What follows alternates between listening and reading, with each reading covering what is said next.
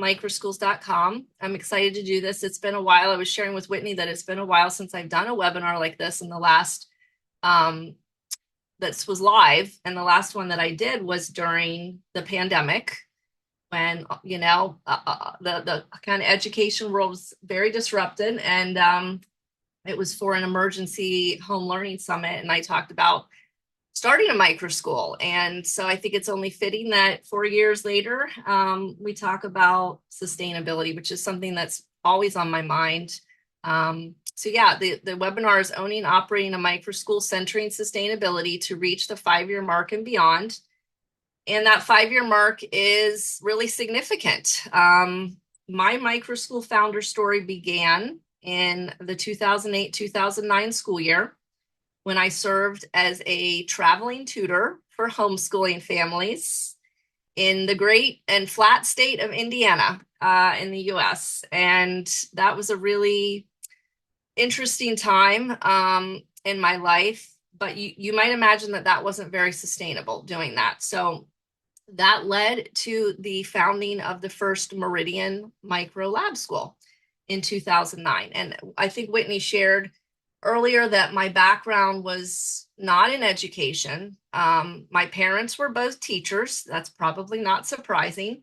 And it was the last thing I wanted to do was end up in education. So I gravitated toward anything other than teaching, and I got a degree in arts and entertainment management. So I went to business school, and I did a minor in marketing, and I think that it was very beneficial. So, I went to business school a while ago, but one of the classes that I remember the most is consumer behavior. And a lot of things have changed in that time, but consumer behavior, a lot of things that I remember from that class are applicable in this work. And so I know a lot of people who are coming into the microschool space and founding microschools do have a business background, banking, finance, all kinds of backgrounds, which I think is very helpful. I think it's an advantage in a lot of ways. And I know that it was for me. But on the other side of the coin, I think if you have so much business experience or business background and you don't have enough education experience,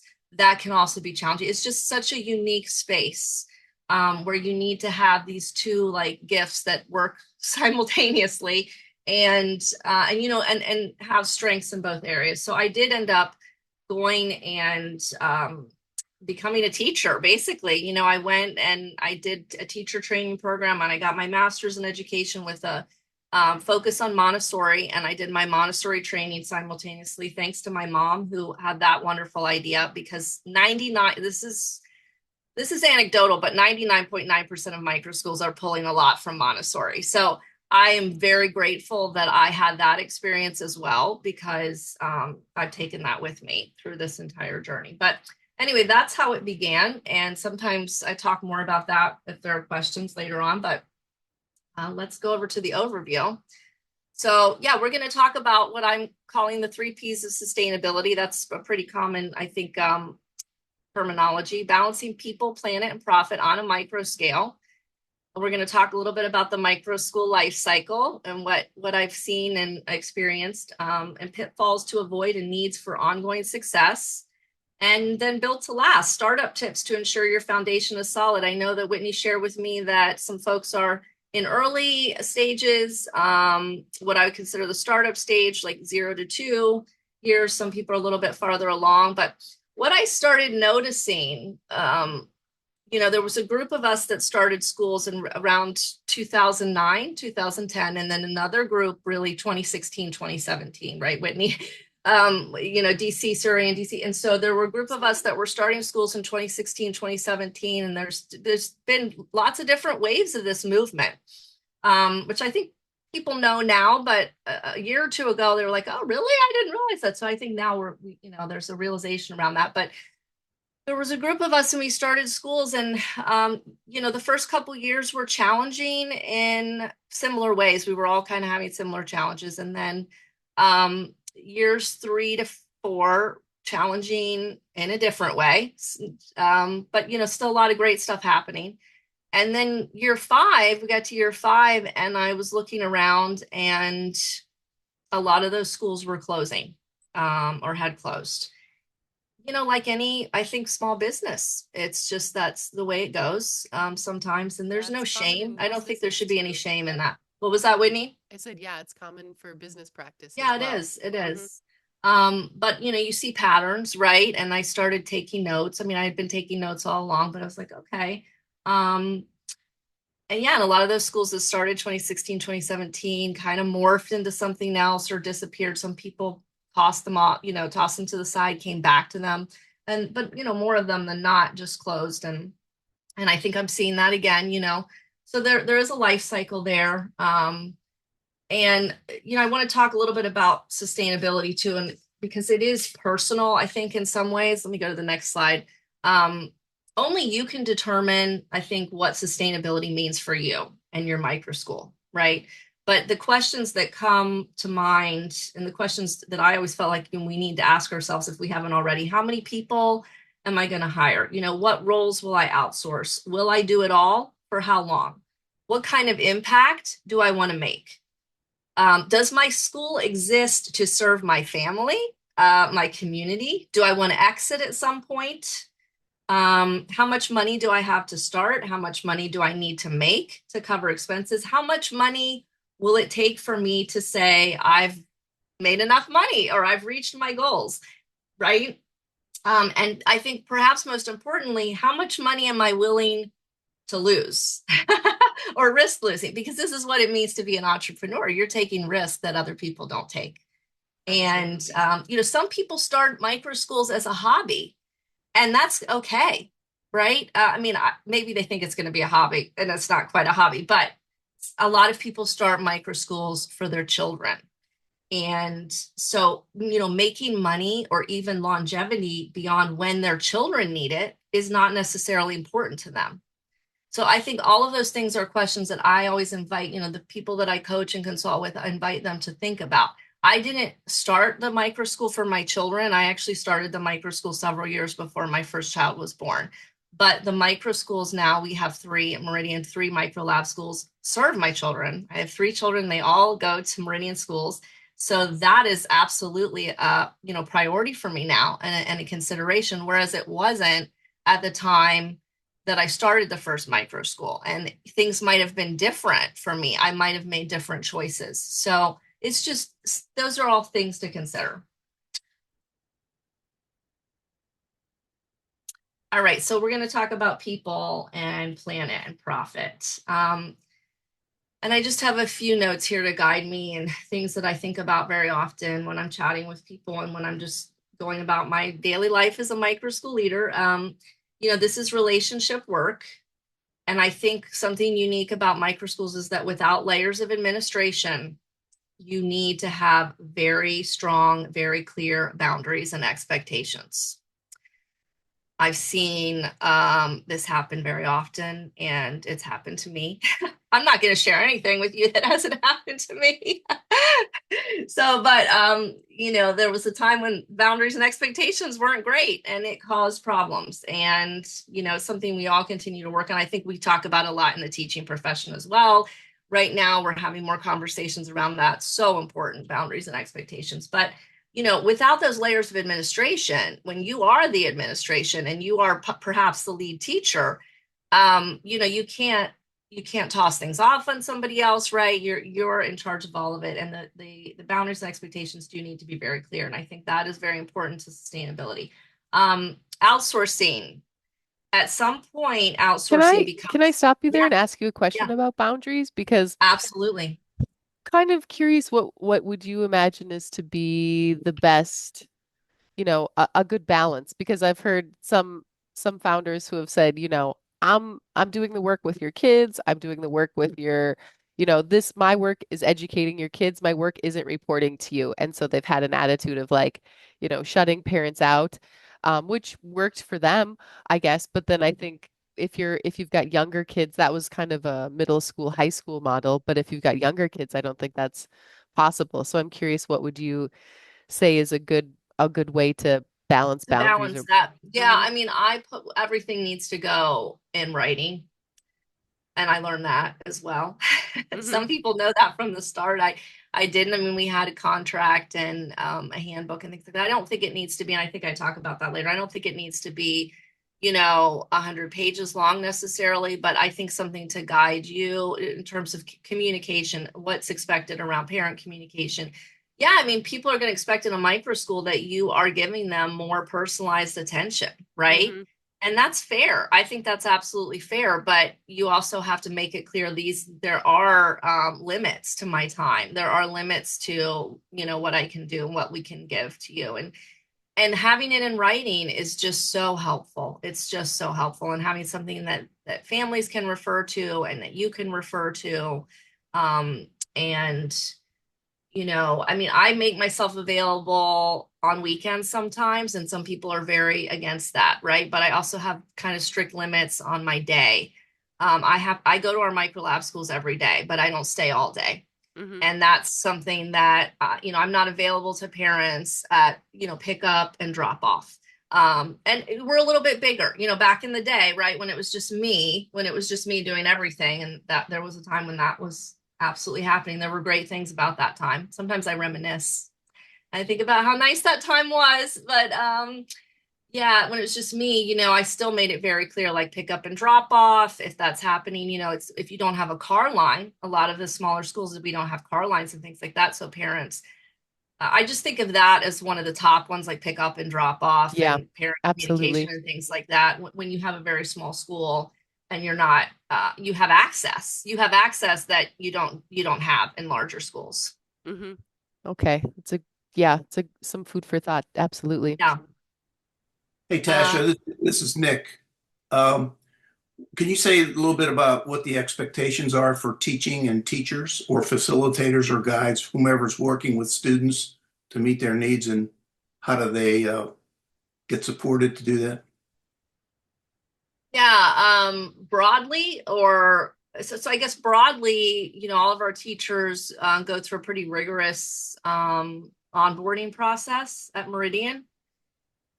And we have a very robust mentoring program so that I expectations. guess I'm more concerned about day to day.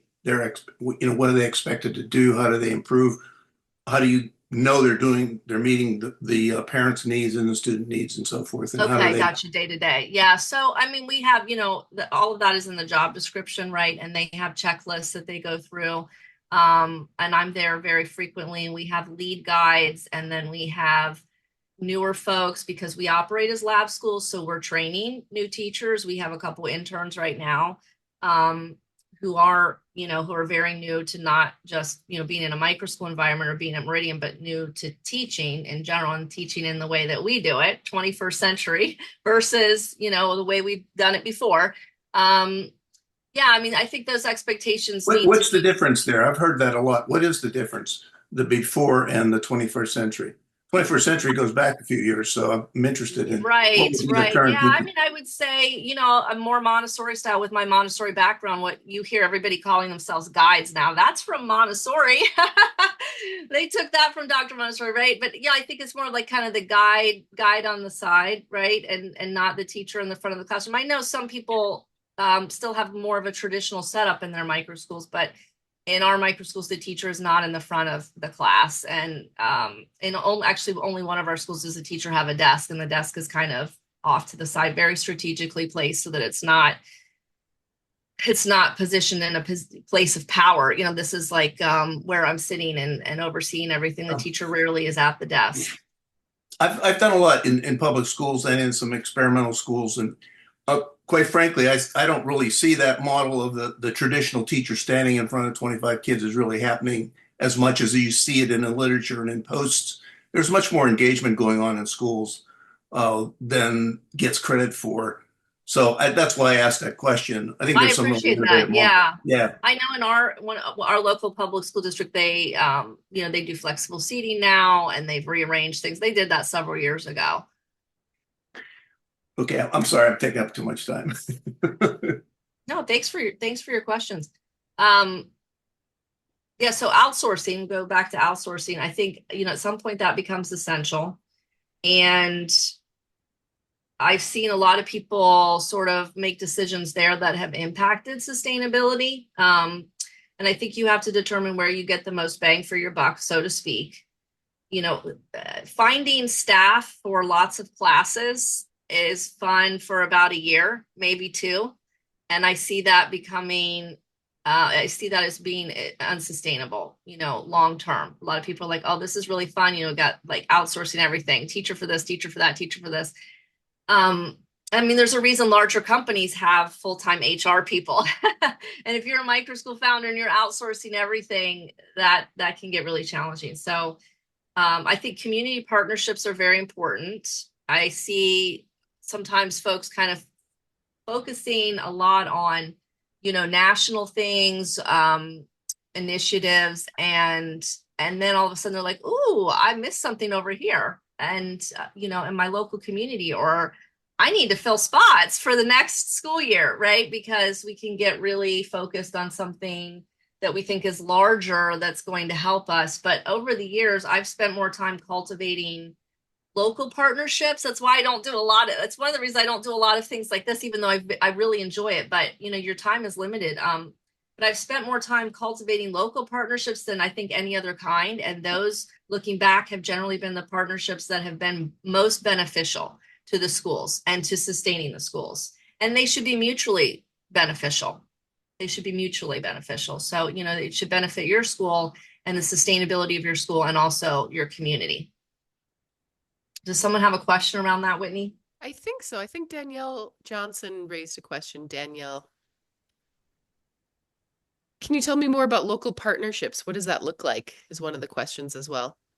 Yeah, absolutely. So I'll give an example from one of our lab schools. We have a partnership with a local art studio, and we have a partnership with a local music studio, and we do outsource our music and our art to those folks, and we work on projects. So one of the goals is to do a project each school year that is benefiting the community. So for example, our elementary kiddos are working with the art studio on a float that they're going to make. I don't know if it's going to be a float or something like that, but for a parade that our community does every summer.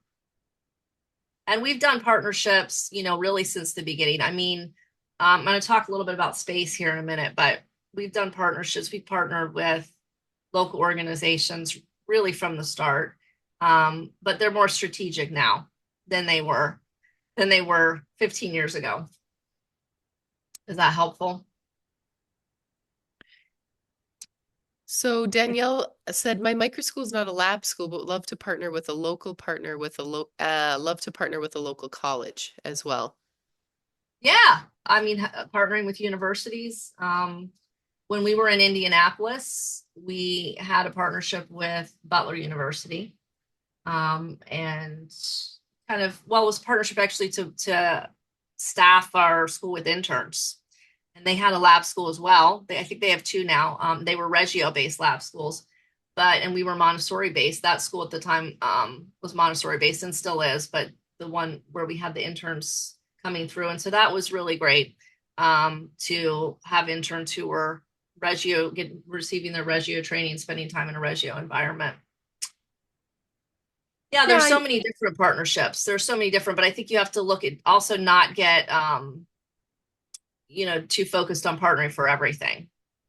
Yeah, I think that it's becoming more and more popular, community partnerships. And we've spoke to some local organizations in the last couple, not local, national, US national organizations in the last month. And they're really very much focused on building ecosystems that you see in the larger schools, from busing to athletic centers to, think about all the things your big schools provide. Big schools are doing. Yeah, and then what exists within the community that you can partner with or find some solutions. So I think, partnership options abound. They really do. I think they're endless.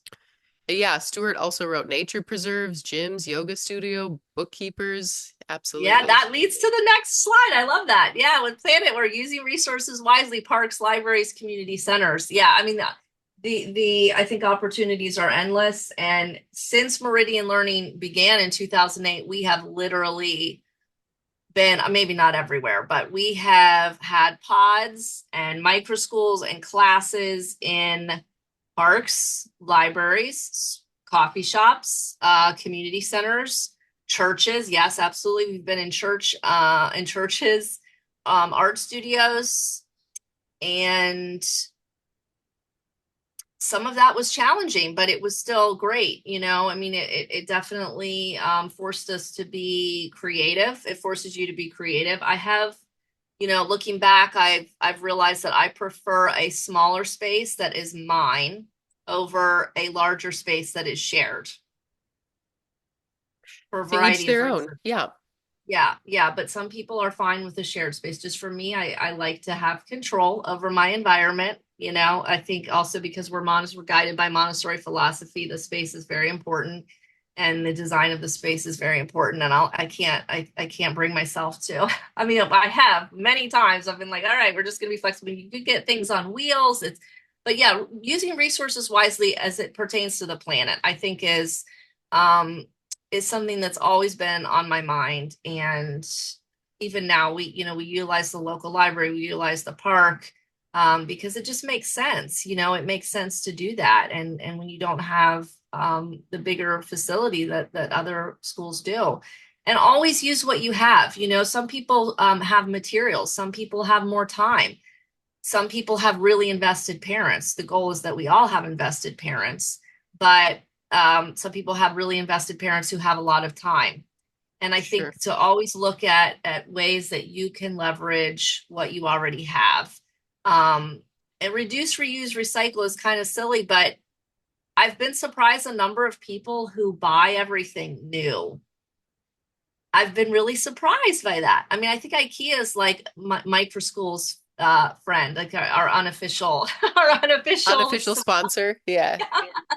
unofficial sponsor supplier. But and things are more affordable there. But like we found furniture on Facebook Marketplace. You kind of have to scour it years ago for one, and it was really high quality furniture that had I think it was a Montessori school that was closing. But there's been a lot of things like that, where I've been like, oh my gosh, we could use that, or I can store that, I can put that away. But things like furniture, it never made sense to me. And this is, again, personal. How much money do you have? How much money are you willing to spend? It didn't make sense to me to buy everything new. And even with materials, I spent so many nights the first few years cutting and laminating and cutting and laminating and printing until 2 a.m. And then I recruited my husband as well, and he became really proficient at cutting and laminating. But So, yeah, yeah, someone else in the chat had said that they had bought all of their materials from Facebook Market. So I know I yes. do for things even not related to work. Um, and someone else, Danielle had also asked about dual enrollment and how to basically establish that type of community partnership and continue to sustain it. Dual enrollment at the high school level, right? Mm-hmm. Yeah, I mean, we at our high school lab school, which we started in 2020, but we didn't really get it going until 2024. And a number of our students are dually enrolled. But we don't have a particular partnership with any particular school because I didn't feel like that was necessarily sustainable. We wanted families to make more, but that's a great question. We wanted the families to be more involved in that process. Mm-hmm. And I think it's, state specific. Here in Ohio, where I am, the number of credits you can get depends on if you're registered as a homeschool student or if you're enrolled in a, public school. I did dual enrollment 25 plus years ago. And my older sister did it, and I didn't know anybody else who was doing it. And I just love that this is, part of our conversation now, becoming more mainstream. But I was kind of like ostracized because of it. My parents actually pulled me out of the private school that I was in because they were not willing to work with me with the schedule that I had at that time. And we moved to a different district in order for me to be participating in dual enrollment. So I never stepped foot in the high school that I graduated from because I was doing college class that whole time. But Yeah, I mean, it's like I just remember back then you had to navigate all of these various things. And I just recently attended an info session and it's still complicated. You Yeah, know, it it's still is. more complicated than it should be. And I'm hoping that that's going to change as well because everything's changing. I'm hoping that's going to change as well and we can streamline that process. But for us, it's something we highly encourage, you know. I think it's to even present it as an option is great, and to present it and say, hey, this is something that you should be doing. It's not right for everyone. My experience is that it's not right for everyone, but that it needs to be, you know, kind of a family's choice and a student choice how they're going to set that up because there are various options there. Yeah, we've definitely done that with students, because I think most of the time in micro schools, they're kids that are really working far beyond their grade levels or Yeah, grade level, quote unquote.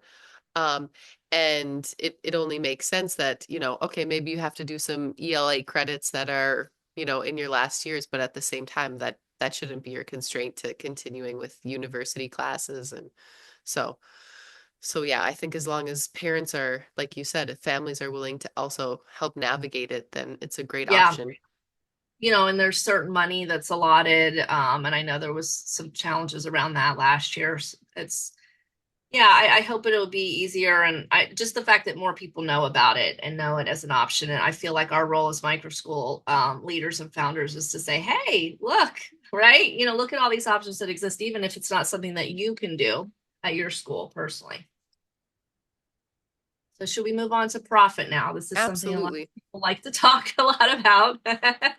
And financial, financial challenges are up there. I would say that I've seen a lot of micro schools close before the 5 year mark.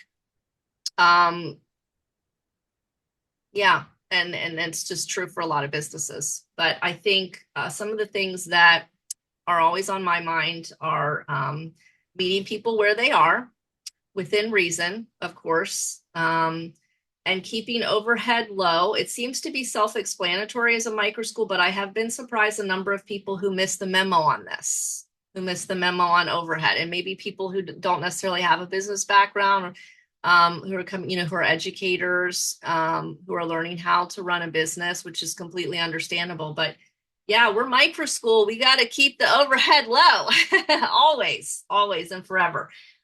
Even now, 15 years in, it's always on my mind. I never forget about that piece. At the very least, you have to spend less than you're making. I'm gonna go Dave Ramsey on that one, right? You got to spend less than you're making, and some people really have a hard time with that. So I think it's important to know if that's an area where you need help to bring help in, and know that from the start.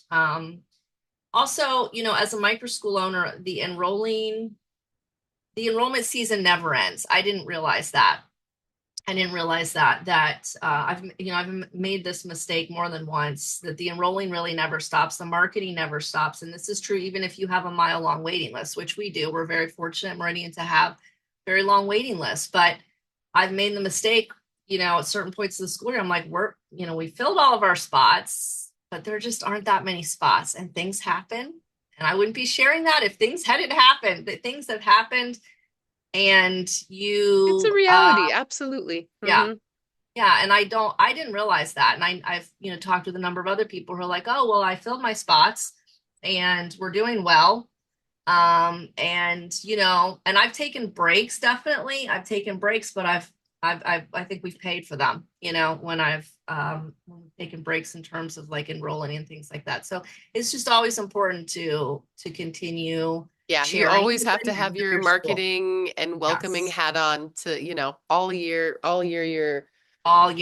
summer and your visibility, awareness, talking to families. I think, yes, Stuart said in the first webinar that we had this year, he was like, you're always you're always going to be working. yes. You have if you think that it's a great work-life balance, it's not, right? You just have to keep in mind as a small school owner, you're always enrolling, you're always a part of the community, you're always, you know, it's It's a so true. it's a heavy lift.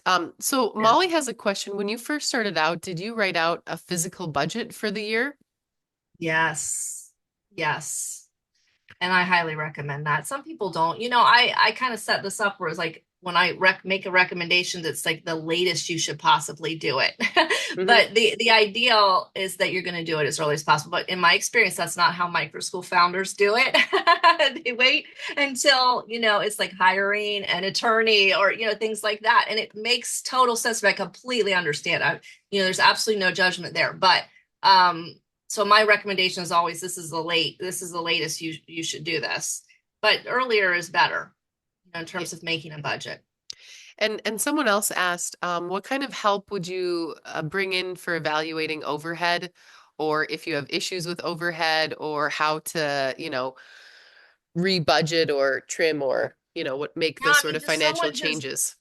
someone who's great with that, someone who's great with money. We have an accountant now. We didn't always in the beginning. We had kind of a personal accountant, but all the people, accountants, lawyers, and I know that there's like more infrastructure being set up now for micro schools, but I've always had someone locally and ideally as part of our community. So, going all the way back to 2008, 2009, I hired an attorney to help me get started, and he was the parent of one of the students who was enrolled. So he's not Microschool, he didn't know what Microschool was, but he understood very well what was happening, and he understood, locally what was happening. And that was very important to me. And I've kind of stuck with that all of these years. And it's worked really well, finding somebody within your community. And so if someone within your school community is great with budgeting, goodness, bring them on board and say, hey, Yeah, absolutely. Dr. Grauer also mentioned that most parent yeah, attorneys will do this work pro bono for a small yeah, school. So use your yeah. community, right? Oh my gosh, absolutely. The other Absolutely. the other thing too is we have a specific webinar coming up February 6th on thriving financially. And I'm really looking forward to it because Angela, who owns Chatmore International School in Bermuda, was saying, I couldn't break even. I couldn't figure out what to do. And I think, the same thing many founders have Oh, in the absolutely. in the Yeah. first decade. And then she had an accountant, Joyce, who's going to be joining it as well and talk about some of the ways that they reshaped their school in order to keep it thriving financially. So they've been open for Yeah. more than 2 decades now. So I mean, and those great first couple success of years stories. are rough. People will say, when will I stop breaking even? When can I start paying myself?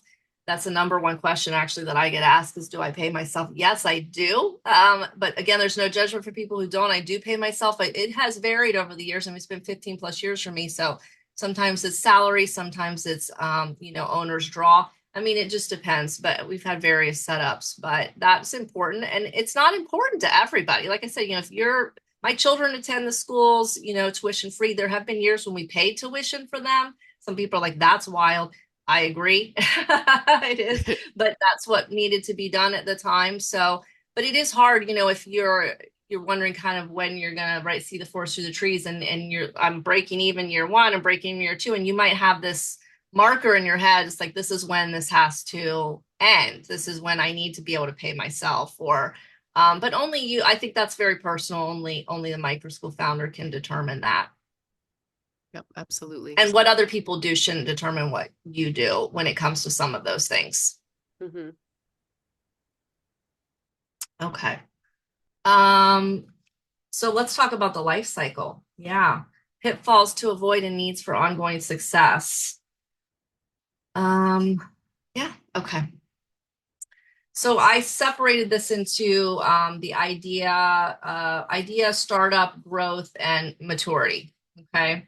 I know there's some other stages that we could bring in, but so in the idea stage, some of the pitfalls that come to mind frequently: not understanding entrepreneurship.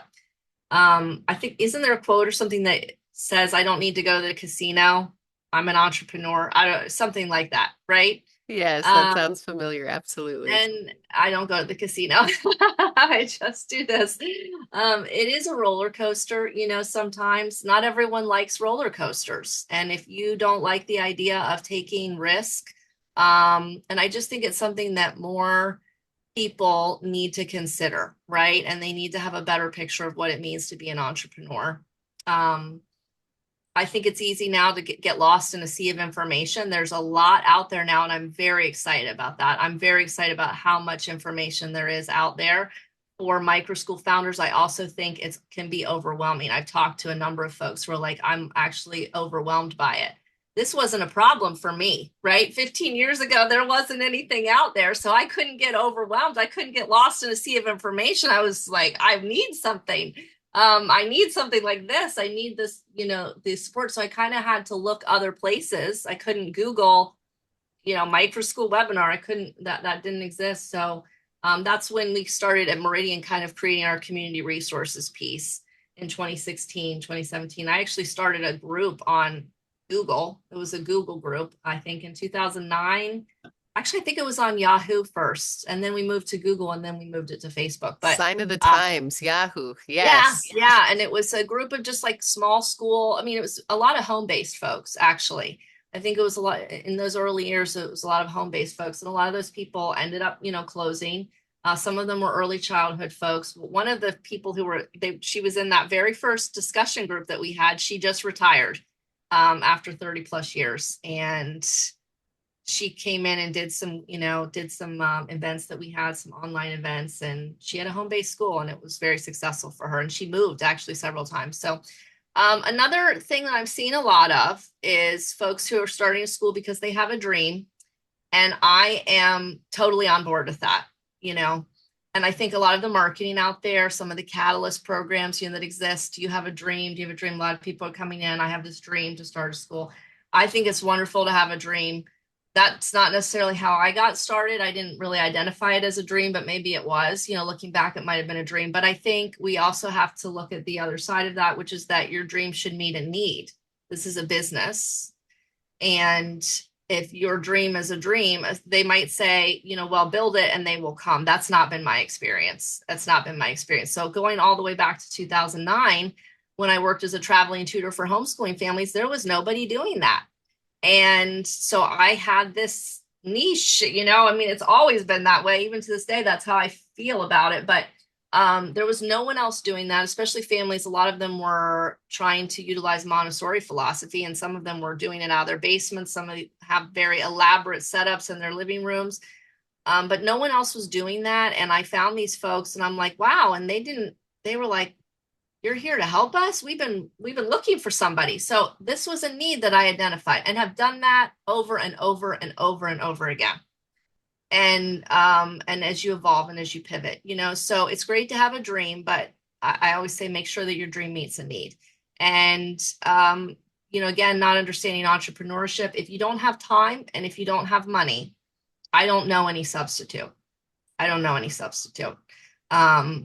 For that. If you have a lot of time, but not a lot of money, a budget was very, very small. That first school that we started, the budget was insanely small, insanely low, but I had a lot of time, and that was a resource that was much needed. And it was very helpful to have that. Support network. I've put this on every slide because I think that the support network is so important. That is outside of the financial piece, not having a support network is the number one reason I've seen microschools close before the 5-year mark. Some of them may get to the 5-year mark, and that's as far as they can go because they don't have a support network. And only you can determine what that support network looks like for you. It might be microschools.com. It might be this community. It might be another community. For me, my family has been very important. I have a partner. I have a husband, and I wouldn't feel right about not mentioning him in any webinar that I do because he's been very supportive in terms of, he's not a part of the school necessarily, but he's just been supportive in terms of talking through things. He's a technologist. He has a technology background, which has been very helpful. And then my parents, who were both teachers, I've leaned on them. We have an advisory board. I mean, if you have a nonprofit, you should have a board, right? That should be a support network for you. We have both an LLC and a nonprofit. But we've always had an advisory board, always from the start, and folks that were mentors of mine. And when there was no microschool community, there were people that I had in my life that I relied on for guidance and support. And I just have never seen anybody, really, truly, I've never seen anybody make it past the 5-year mark if they didn't have some kind of support network. It's very difficult. Yeah, you're absolutely right. I mean, it's part of the reason we started microschools.com Yeah, and Microschools Network was because I know Siri, when she first started, it was just she felt she was on an island. And I think so many yeah, people feel they're on a deserted island trying to, yeah. I mean, now there's so many resources that are out there, which is really great. But at the same time, you need people in your corner always. Yeah. Absolutely. In your life. Yeah. Hmm. Hey, Tasha, this is Nick again. I Mhm. really like your comments about microschools being entrepreneurial. Given that, either as an individual school or maybe a cluster of schools of some organization, where do you see them in 3 years? Where's the movement in 3 years? Is it defined by an individual school, or is there some driving force outside that's going to take the whole movement to another level? Well, that's a great question. I talk about the movement in terms of waves, waves of the movement, and I've been around for all of them, which I love. I love that I've been able to see all of them. And this is a new wave, I think, in the last couple years. Obviously, kind of tipped off by pandemic.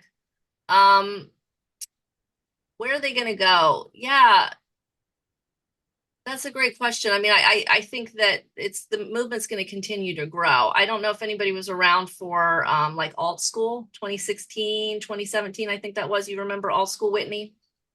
They Yeah, had a lot of absolutely. It was money. huge. They had Wasn't a that Zuckerberg's it was school? yeah, it was. It Uh-huh. was. And they had a lot of money, right? They raised a lot of money. They had a lot of money behind them, and it wasn't successful. And I think they've written about that, or somebody's written about it. I shared it not that long ago. I think I shared it on LinkedIn because my phone just popped up that article. It's like, oh, I needed to read that article today, but and I shared it. It's like maybe someone else needs to read it too. But they talked about some of the reasons why it didn't work. And this is a different time. That was pre-pandemic. This is a different time. I think I have some concerns that the microschool movement is getting too closely aligned with the school choice movement, and I'm not taking a position on that one way or another. But I see it happening, and I think it's because the money that's coming into the microschool movement right now is coming from the same folks who have been funding, school choice and things like that. So that makes sense to me why that's happening. So But you don't see micro schools as a school choice? I think it's yeah, absolutely a viable option. I just have concerns around those two movements becoming one and the same or becoming That one's more synonymous. political than the other. I Yeah. believe so. And Yeah, I'm politically independent. that's I the way want I to would say that sort I'm that out. politically Yeah, independent. So yeah, I'm yeah. politically independent. So I'm not taking any kind of political side there, but I do have concerns around that. I have concerns around the vouchers being too much a part of the conversation because I think anybody who has a business background is like, we need to assign value to this. And I'm already seeing it in Ohio because they've done the expanded voucher. We could get into a whole conversation about entitlement and things like that, the things that I'm seeing that have actually created more challenges for us. Um, but I understand that a lot of micro schools are launching with the help of those initiatives. So I Yeah. understand that as well. I But see a lot of that. I yeah, really like your point there about your dream should meet a need. The huge need in the United States is only one-third of our students can read, write, and calculate proficiently by third grade. To me, that's unbelievable. It's sort of a disappointment in my career in education that exists in a country with all the cash and people and brain power that we have. And do micro schools see that as a dream need for them to reduce learning, especially out of the pandemic, but it existed before that? Are any micro schools set up to attack that need? I think all of, I mean, I think all of them are kind of have that in the as a priority. Don't you think, Whitney? Yeah, yeah, absolutely. I mean, Nick, you got so many great questions. Yeah, I, you know, to your earlier question, I think it'll grow. And I think because I work with global micro schools and it's growing all around the world for various reasons. So I don't think the momentum is going to stop. yeah, I think it'll change and it'll continue to evolve and things because, there's really huge, huge franchises or franchise models that are opening up. I know KaiPod, someone said to us yesterday they want to open up 100 schools a month. I mean, just just Alt crazy. School had a similar goal, though. I mean, Alt School, I think, had a similar goal. So I'm interested to see what happens. This is a very unique space, this education space. And, But Yeah, a lot of folks, the danger on that movement is that you'll start ending up creating a school district. When you get Mhm. to like one organization running 100 schools, well, and I think it depends on what the mission is, but you're close to that at that point. well, and I think Thomas Arnett talked a little bit about it last month in the webinar that we hosted in terms of, charter schools kind of set out with the initial goals as well, but then they were too tied up with the regulatory environment and or the idea of what school should be, and then they really fell into what a conventional school looks like anyway. So, Yeah. um, so yeah, I think the microschool movement will continue to grow, and I think microschools are set up. I don't know if they're specifically set up because of, inequity or the loss of literacy that you see, but at the same time, I mean, you hear from parents all across the US where, kids are unengaged or they were concerned about safety or, so many different reasons, impetus for them to start a microschool or enroll their kids in a microschool. So I think that they are addressing that need because these learner-driven models, I mean, that's essentially what they are to make sure that kids can exceed what they're supposed to be, at grade level.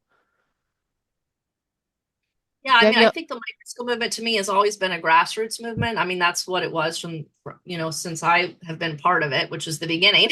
Um, and now you're seeing, kind of other folks move in and franchise networks and I think there's space for everyone, but I'm interested to see how some of that evolves in this education space.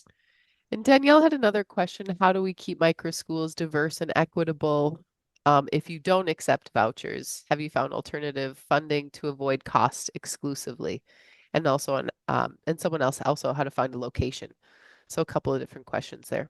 Yeah, I mean, we've always done not since the beginning, but we have done in, recent years, scholarships that the school provides. I know a number of micro schools that do sliding scale tuition, which I really like. I really like that a lot. Yeah, and a And tiered it's approach, a absolutely. tiered approach, yeah.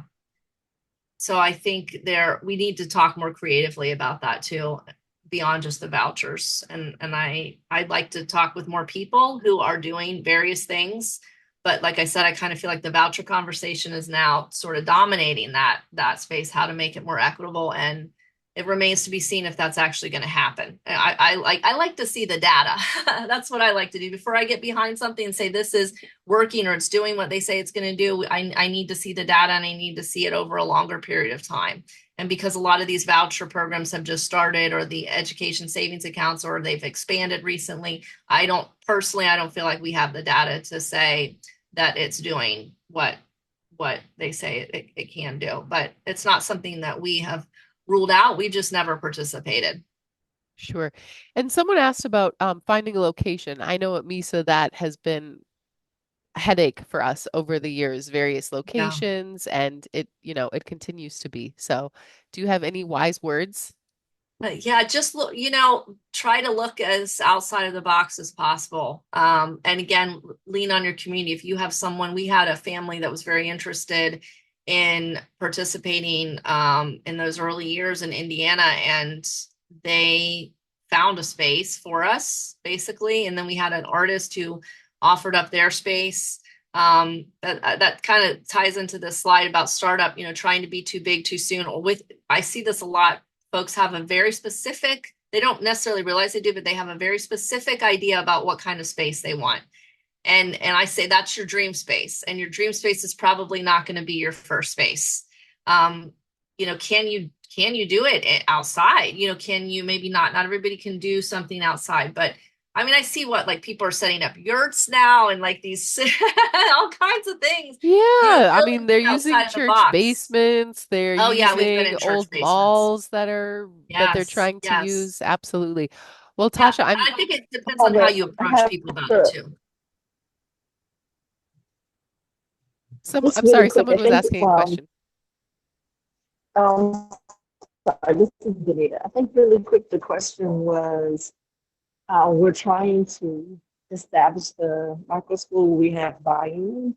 But of course, as parents, they're like, well, where is it going to be located? And we're struggling to find a location, which means we're struggling to get the enrollment. So I believe the question is that you don't have a location, so it's hard to enroll students when you can't say where it's going to be. Is that correct? Is that Whitney? Was that? I think so. It was cutting out a little bit. So I'm not sure who asked the question because I do see your name on. I wish I could say the name. I see your name on a lot of folks. Okay. Oh, somebody popped up. Okay.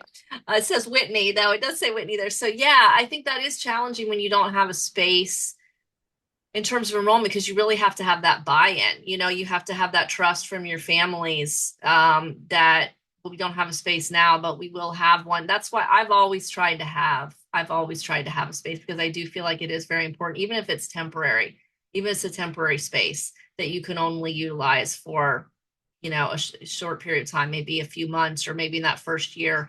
And then home in on your the community, of course, and say, hey, this, if you can't give them the physical address, you can at least say, hey, this is where we're going to be. And we have some, I know, and also it's marketing. I don't know that you necessarily say, hey, we don't have any clue where we're going to be. We're narrowing it down to a couple locations. It's how you present it is important, and hopefully that's true. Hopefully you are narrowing it So down. I've got a couple more questions that are popping up, and I'm mindful of time. I'm sure people are busy. Luba asked, can you elaborate on a bullet point specifically about considering the competition? How much Yeah, so on and the in what startup. does that competition affect decision making? Okay, great. Yes. So pitfalls in the startup phase, not considering the competition. Yeah, I mean, it's going to depend on where you are, what your competition looks like. This is very geographically, specific in my experience. I have never looked, at Meridian, really, we've never looked at public schools as being the competition. And I'm seeing that changing. I'm seeing folks looking at public schools as their competition. And I don't know how wise that is in some cases. In some cases, I think it makes sense, but I see some people doing that. It's like we never really felt like we could compete with the public school, so we looked more at the private sector. Are people doing now? You might have other micro schools in your area. Where we are, there are other micro schools popping up, not necessarily in our community, but I don't necessarily consider those competition either. But it's something that you need to look at in terms of where are you going to be marketing your program and what already exists. And so I'm putting that under the umbrella of competition. And what do you have to offer that isn't already being offered?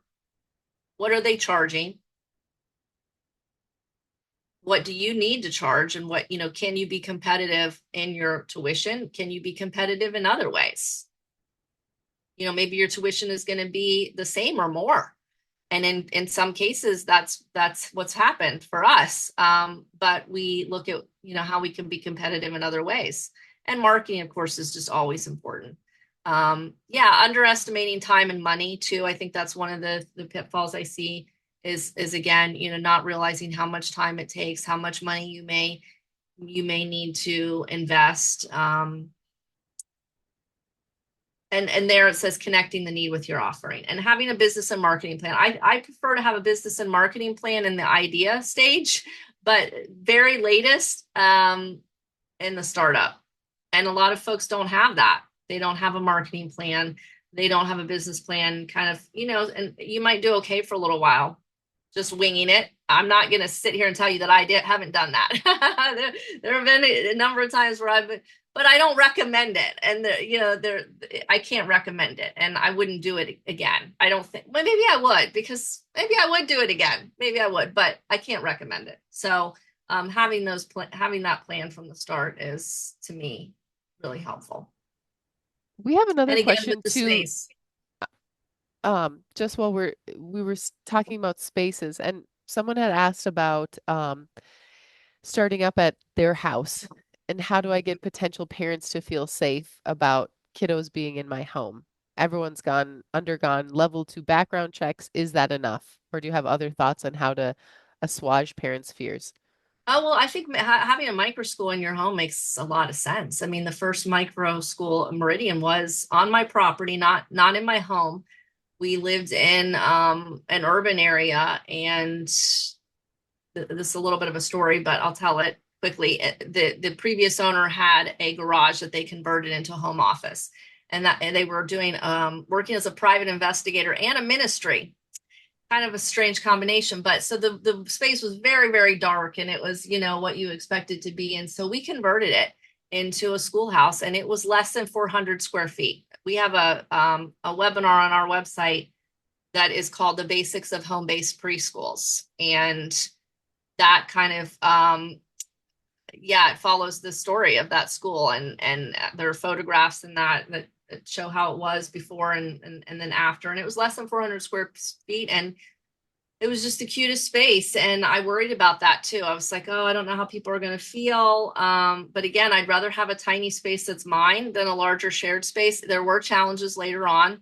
We did move everything. Everything now is in a commercial location, but at the time it worked really well, and people liked it. I found that the feelings that I had around it were more of a challenge than the feelings that other people had around it. Does that make sense? I think so. I think it was how I presented it too. Isn't this wonderful? And it probably made a difference because it was early childhood. I think that is a consideration, because people liked the idea of having a home-like environment. But why shouldn't that apply to elementary too? Or even middle school or high school? Why wouldn't that be applicable? You want school to feel less like an institution and more like home. And so that's how I reframed my own thinking around it. And that's been the case for me in a lot of things too. But I remember that, I reframe my thinking like this is something that is an advantage, having this space that is really very home-like. It's a little cottage, little casa, what they call Montessori, the casa for children. Absolutely. I don't know if I know we're a little bit over time. I don't know if you have a couple more minutes, Tasha, to wrap things up. Yeah, just go through these slides. I have a couple more. I'll go through them quickly. Does that work, Whitney? Yeah, that sounds good. At Yeah, least so the growth stage. if people have to leave, Pitfalls, then at least we can send it out the recording. So yeah. So pitfalls in the growth stage, trying to be everything to everyone. I see that a lot. With growth comes challenges. I think it's important to expect those challenges. You have to pivot, sometimes a lot. But as a micro school, you can experiment with less risk. And that's one of the things that I like about it. If you start hiring people, which a lot of folks do in the growth stage, you need to understand HR and accounting, or you have to outsource it. And I've done both. So we outsource all of that now. But again, having a support network, this is the stage, I think, where it's absolutely imperative to have solid contracts with everyone. I don't do anything now without a contract. And I thank the attorney for that. Because it's like everything has to be in the contract and everything. so When you always go through an attorney when you amend your contracts or you make yes. small. Okay. Yes. Now I didn't always do that, but I think, again, that's personal. But I think when you start, if you start bringing in a certain amount of money, and that's more money to lose, right? You're taking more risk. And some people think, oh, it will never happen to me, or I don't need to worry about that. That's when things happen, right? We haven't always needed to refer to them, but we've had to refer to those contracts more often than I wish we had. And then throughout the whole, each stage of the life cycle, I think it's needless to say, but if you're not delivering a great learning experience, then growth is going to be harder to come by. So this whole time while you're balancing all these other things, I think delivering a great learning experience has to remain the priority. But yeah, so the solid contracts is something that I've seen a lot and interrupted, it's impacted sustainability. As you grow, more money flying in and out, more is at risk. You really need to have those solid contracts in place. So let's go to the maturity stage. Pitfalls, doing too much. Yeah, like trying to expand. I see that happening quite frequently. I think there's pressure to expand. It's happened a few years ago. We were approached, and we've been approached, to start more meridians, right? To have meridians here and there and everywhere. And that there was a temptation to do that, and ultimately decided that was not right for us. I even had a great friend who started a school modeled after one of our schools in Poland. And she was like, I feel like I have to put Meridian on it. And I said, please don't, please don't, just cite us as inspiration. And that's awesome. But I think there are people who scale right too rapidly. We see that frequently. Not looking for additional income streams or opportunities to reach more people. Just because you're a micro school doesn't mean that you can't have additional income streams or reach more people. And I think sometimes people feel limited by being very small, and then underestimating challenge and risk, because as an entrepreneur, the challenge and risk never goes away. The challenges never go away. There are new challenges. The risk doesn't go away. And that's what it means, to be an entrepreneur. So I think at this point too, maybe year 5 to 10, let's call this year 5 to 10, is maybe the time to like reinvest, reevaluate, possibly rebrand or update things like logo materials. We do this periodically, but we're getting ready to do something a little bit bigger in 2025. So in terms, not really rebranding, but just doing a bigger update. And I think, again, having a support network, homing in on what you've done well is really important. Say, hey, what have we done well all these years, and what do we want to continue to do? Great. There's a couple of questions that have come through. I'm going to just switch to the last time. Yeah, what would be a reasonable growth pattern for micro schools? And I'm also curious about what sort of additional income streams that you would idealize. I know in terms of a growth pattern, I think it's really across the board. I know Dr. Grauer had an article where he talked about at different stages of growing his small school, different decisions had to be made, and you just go through different things. And he has the one school, but I mean, some people have numerous schools. So yeah, I mean, again, I think you have to decide, do you want to open more schools? Do you want to add another programs? And we've seen we do homeschool enrichment. We've continued to do that because microschooling evolved from homeschooling. It always made sense for us to continue to serve the homeschool community in some way. We did tutoring for a long time. It's not a focus now, but it is something we continue to do. After school tutoring, some people do camps, right? We do camps in one of our micro lab schools, actually a couple of them, but more, we have a more robust program in the elementary. I mean, again, the opportunities, I think the possibilities are endless. And it just depends on how much you want to do and where there's a need that doesn't already, it's not being met. Yep. What kind of time, what kind of headspace you are to continue to expand Absolutely. and grow. Mm-hmm. Yeah, you talked about work-life balance earlier, and I think that that's something that entrepreneurs have a hard time with. Mm-hmm. My work-life balance is better than I think 90% of microschool founders that I know, but it's taken time. I was telling Whitney earlier that I went into our microschools today. I realized that I need to be there pretty much every day. I know that some founders, their goal is to completely exit and they focus on something else, and that doesn't work for me. Personally, it hasn't worked very well for us as a organization, but I don't have to be there all day. I don't spend all day there. I usually am only there until 1 or 2 p.m. And it works really well for me, and it works very well for my family. And work-life balance is something I don't mess around with. It's just a non-negotiable for me. It's just non-negotiable. It hasn't always been as good as it is now, and there's definitely still room for improvement. But to me, if I don't have good work-life balance, the sustainability piece is out the window, as the founder. You need to protect yourself. Yep, absolutely. You absolutely do. Avoid burnout. Yeah, we do a whole self-care session at our last virtual event. We did a whole self-care session. I have a friend and mentor who specializes in that, and it's just so important. So should we wrap it up with the startup tips then? Yeah, let's do it. So I think embrace your niche. Early childhood makes a great foundation, and this is how I started. And I feel like there's not enough conversation around early childhood. And maybe it's because some of the money that's coming in now to the microschool movement is very focused on creating a marketplace, right? Perhaps to replace public education and creating a marketplace. And so the focus is not on early childhood, but early childhood in pretty much every case that I've seen. It might not be your thing, and that's okay, but it really makes a great foundation. It's something that we have relied on in times when other programs were struggling. It's been a funnel for us. Um, it's been a marketing, it's been a great marketing tool. And I just highly recommend considering it if it's something that you think you might want to do. And I'd like to see more folks considering it. Yeah, keep overhead low, outsource wisely, expect setbacks and develop hacks. There are a lot of setbacks, and there are things that you can identify as like, okay, this is something that I've seen now, and I'm probably going to see in the future, and this is how I'm going to handle it each time. And I do that a lot. And it's a way that I can kind of move through some of those setbacks more quickly now.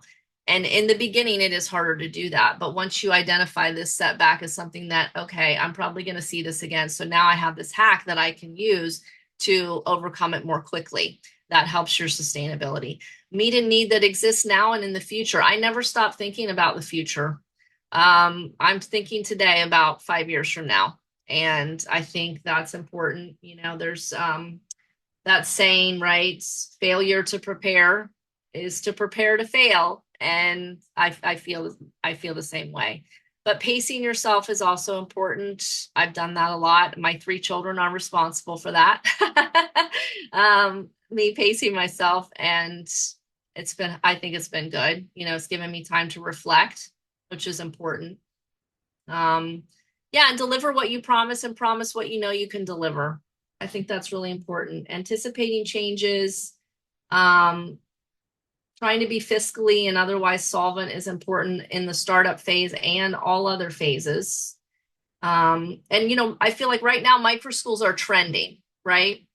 And that's awesome. And there are people investing money in the movement. And so I think it's important to realize, one of the things that I think about is that, my interest as a microschool leader and their interests as investors may align right now, but it may not always be that way. And so I'm already thinking about that. And when you're just trying to get students and you're in that really early phase, it's hard to even be thinking that way. But that's why you're here. That's why you attend things like this, where you can maybe think about things, hopefully, put things on your radar. Maybe you can't think about it today or tomorrow or even next month, but those things are things that are always, in my mind, and things that we have meetings about. And yeah, just anticipating what might happen in the future. And I just wanted to end the webinar with a quote that I really like. Staying small is my end goal. I look toward betterment instead of infinite growth. And that's a book that I love called Company of One by Paul Jarvis, Why Staying Small is the Next Big Thing for Business. I think I recently recommended that on LinkedIn, but I love that book.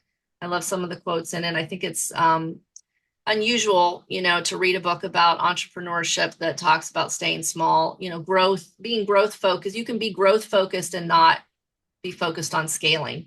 And those 2 photos there are me, which I rarely get photos of me, but it just happened this school year in the fall that a couple of the teachers took photos, and I look at that and I think things have not changed that much since 2009. I mean, we've been in various spaces, and we've had different folks enrolled in different cities and different locations, but the goal was always to stay small, and the goal was always to deliver meaningful, sustainable learning. And I can look back and say that we've done that, and it feels really good. So, and we'll continue to do it. Absolutely. Well, it goes so much hand in hand with sustainability, right? Staying small, and we kind of have a infinite growth culture, which isn't We sustainable do. for the planet either. That's right. I don't know if Neil Short is still here. He had mentioned something that you know, he he he chairs the Association for Small Schools in the UK, which has quite a different scenario with their public funding. So I don't know if you wanted to mention something quickly, or perhaps we can also set up another time or a webinar if you'd like to discuss more, Neil. Hi, that was fantastic. It really was a fascinating insight as I put on the little chat thing there. I've just followed you on LinkedIn, Tasha. Oh, So, great. so I hope you and I can actually develop a conversation. Um, I did suggest that we're a completely different organization to you. We look after the small schools, really up to about 100 pupils, primary age, I suppose, year six would be in our terms, across the country. And we're doing an awful lot to try and develop links both internally and externally across the world. I will hopefully be in touch with you at some point in the future. And I've got you down on my list to write an article for our newsletter in March. So don't be surprised if you get a plea from me to tell about how you've established stuff in your school. It'd be fantastic. Absolutely. Well, thank you everyone for joining. Thank you so much, Tasha. It was wonderful. I'm so So, happy everyone participated, or many people participated. I don't know, a lot of Whitneys did anyway. I So, know. but it was a great conversation and always insightful. So, um, I'm wishing everyone happy holidays coming up. I hope to see you in January in the new year. We've got a session on trauma-informed schooling that's going to be led by Lizette in the California Microschool Collective. So I think that'll be a really great session for microschool owners and small school owners that are dealing with students that, you know, I would imagine a lot of students they're coming from challenging backgrounds. So that'll be a really good session. And of course, we've got the conference coming up and some other ones forthcoming. So thank you everyone for your time and I hope you guys all get some well-deserved rest and coziness and time with family and friends over the upcoming holidays.